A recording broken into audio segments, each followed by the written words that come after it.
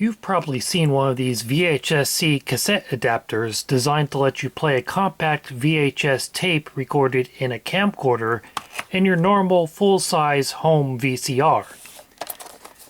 Just take it out, and the fancier ones were motorized. They had a little 9-volt battery in there to run the mechanism, while this one is a cheaper model, so it's all manual. So you open this door, and then you put in your VHS-C tape, and in the process of doing so, it forces the flap open, and then you close the lid slowly, and it spreads out the tape. So now, when you open the flap, you can see it's all the way across the full width of the normal VHS shell. And then you can stick it in any normal VCR, just like a regular VHS tape, and it will play perfectly. Well, have you ever wondered if anybody made a similar kind of adapter to play a microcassette, commonly used for dictation?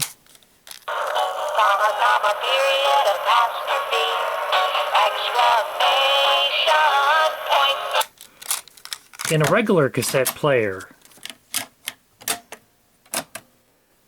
Unfortunately, it's not that simple, because whereas VHS-C was invented by the same company as full-size VHS, JVC, and that compatibility was purposely designed into it, such is not the case with microcassette versus a normal cassette.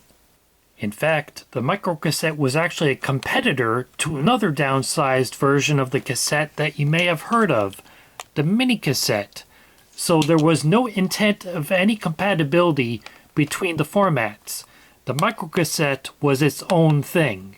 While the microcassette does use the same width and formulation of tape as a standard normal bias cassette tape, it runs at either 1/2 or 1/4 the speed of a normal cassette, and in the opposite direction. So if you try to do it yourself by taking the tape out of a microcassette and re-spooling it into a normal cassette shell, it would play too fast and backwards, which would sound something like this.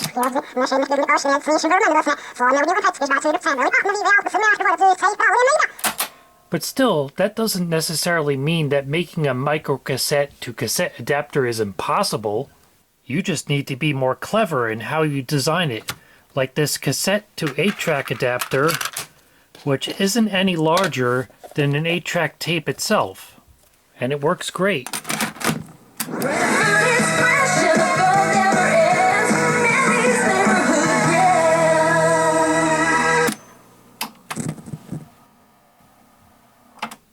And sure enough, in 1974, Masaki Sato of Olympus filed a patent for a cassette adapter for a tape recorder which can mount thereon a miniature cassette which is smaller than a standard compact cassette and which comprises mechanisms and an electric circuit which are essential for effecting reproduction of the miniature cassette from the tape recorder. And there in the patent application is a line drawing of the microcassette adapter being mounted in what looks like an early 1970s cassette dictation transcriber. And here is that adapter featured in the October 1977 issue of Popular Science magazine. They wrote smaller cassettes can be played in standard units by using Sony's adapter model MA40. It works, however, only with capstan drive cassettes. And by that, they meant microcassettes, not mini cassettes. It's $89. The same design was also sold by Dictaphone as the Thoughtmaster Microcassette Adaptor. And there it is. But here I have the Sony version. It's their Microcassette Adaptor. Yes, the spelling wasn't really standardized to adapter until well into the 1990s. This one is the MA40A, which I guess is a later revision. It was made in Japan. Doesn't really have any more details about it on the box except the Sony part number. So I'll just have to pry open the box here and unwrap it. And there is the adapter and the little folded up manual for it. It's a Sony business product, so you know it means business. You'd think Olympus would have sold a version of this under their own name because they patented it, and microcassette was their own format, but I haven't been able to find any evidence that they did. But nonetheless, here's the Sony version of it. And as you can see, it basically contains a complete microcassette player mechanism in there. It has the two spindles, and there's the capstan and pinch roller and playback head. It has an on-off switch. And here's where it contacts the regular cassette player. That's a piece of rubber, but behind it, it's kind of hard to see, but behind it is a coil of wire, which is essentially what is inside a playback or recording head of a tape deck. So that's what translates the signal from the microcassette to the standard cassette player. Then it has another pinch roller here which contacts the capstan of the regular cassette player. And for some reason it has this spring-loaded little thing here. I don't know if that just holds it in place or if it serves any purpose. On the bottom is the sprocket holes for the standard cassette player to drive the mechanism. And here is the battery compartment. And this is the one difference between the MA40A, which is this version, and the original MA40, which ran on a 9-volt battery, but this runs on 2 AA's. Or actually what it calls penlight cells. I put in 2 AA batteries, and I'll close the door. And let's put it in a microcassette. And when you first turn it on, the battery indicator does not light up, but that's actually normal. According to the manual, the battery indicator lights up when the batteries are low. Not like in most cassette players, where it lights up when the batteries are good and then goes out when the batteries are low. This works the opposite. And as of yet, nothing is moving because it's waiting for the regular cassette player to be in charge of the movement of the microcassette. But there's one problem you may have noticed. The microcassette adapter is quite a bit taller than a cassette tape, which severely limits the amount of players it can fit into. For example, it's not going to fit in any cassette player which uses the common design where the cassette tape fits into a slot in the door. And obviously, slot-loading car radio style players are also out of the question. And even in many older players where the door is really just a cover and works independently of the loading and unloading of the cassette tape, it doesn't open wide enough to fit the microcassette adapter. Even on this Philips Norelco recorder from the mid-1960s, in which you can remove the door entirely, there's still a lip which the cassette tape fits under, which blocks the microcassette adapter from fitting. It almost fits in this Panasonic personal stereo from the 90s and this modern cheapo Walkman style player in which the doors open nice and wide, except for the fact that these are auto reverse players, which means they have dual capstans.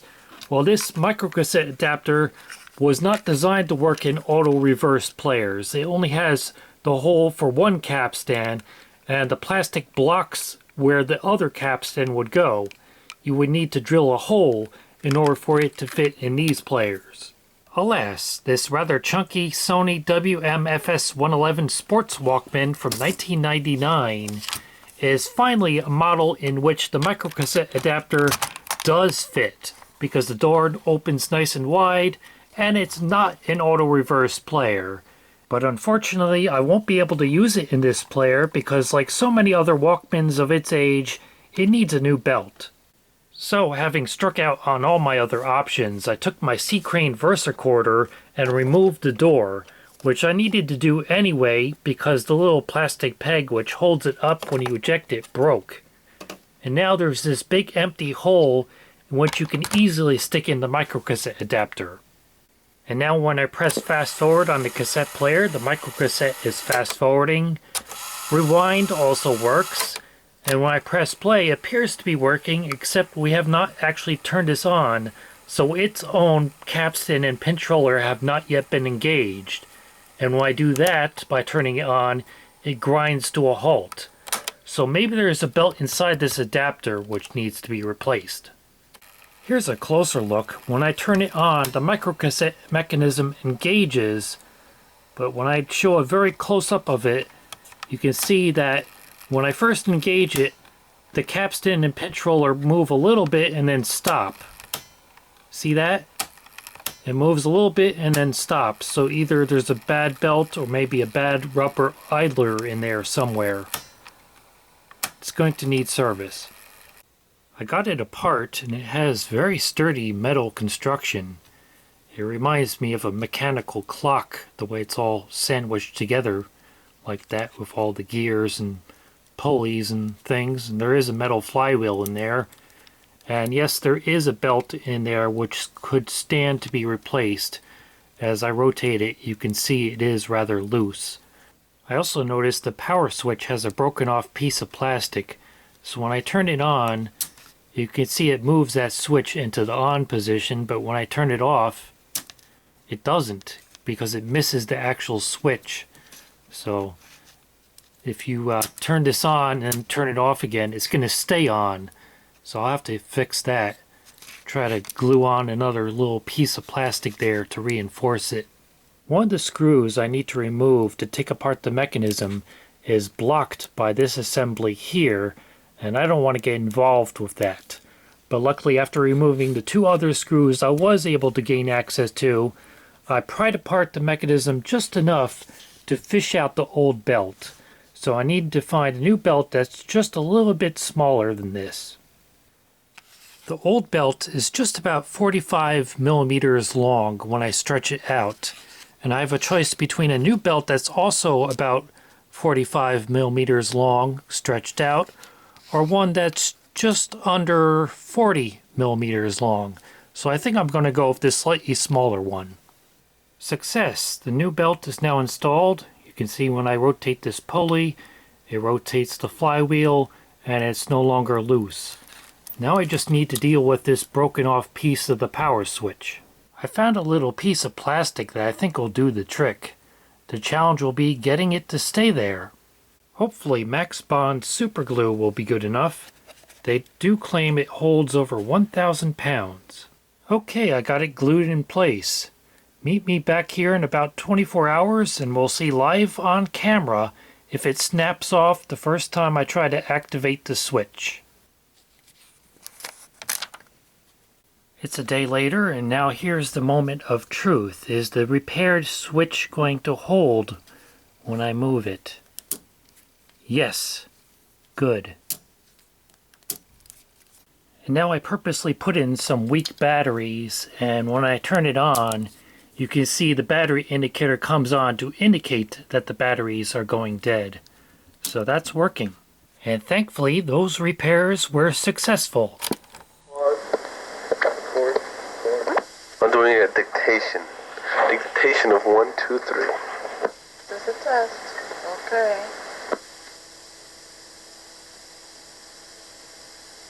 There's more.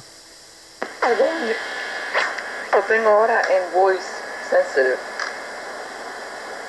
Yes, sir. Yeah. You have to speak loud enough to be able to hear it, otherwise you won't pick it up.